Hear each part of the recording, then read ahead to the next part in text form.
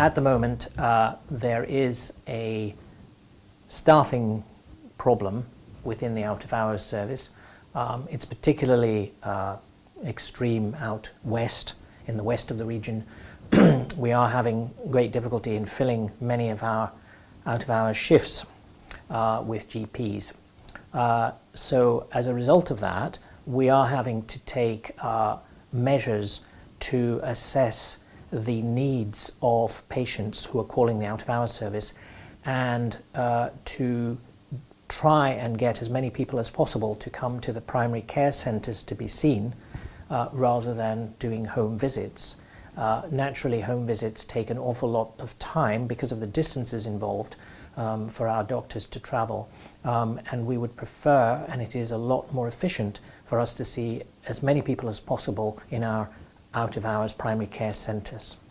Home visits would primarily be for people who are palliative, as in who require terminal care or care for serious life-ending illnesses, and also for people who are housebound, for instance, if you are paralysed or bedbound, that sort of thing.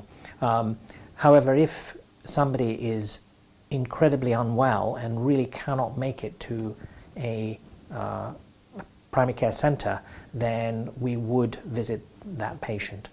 But what will often happen is that a doctor will call patients, even if they've been told by NHS 24 that they would get a visit from a doctor. The doctor may well phone and find out what the problem is, how serious it is, and whether there's any other way that we can get the patient to a primary care centre. We do offer, in cases where patients do not have transport, we are able to arrange taxis or other forms of transport to the primary care centres. We are doing a number of things to try and attract GPs, but unfortunately there will be a period of time when we have a staffing shortage. And the other thing that we are doing is that we are actually changing our mix of clinical providers to be somewhat similar to what happens in accident and emergency, where there is a mix of doctors and ANPs and other providers who see patients. So we're trying to move towards that model so that we're not quite so reliant on GPs, although GPs will always form the backbone of the service and will always be the senior clinicians in the service.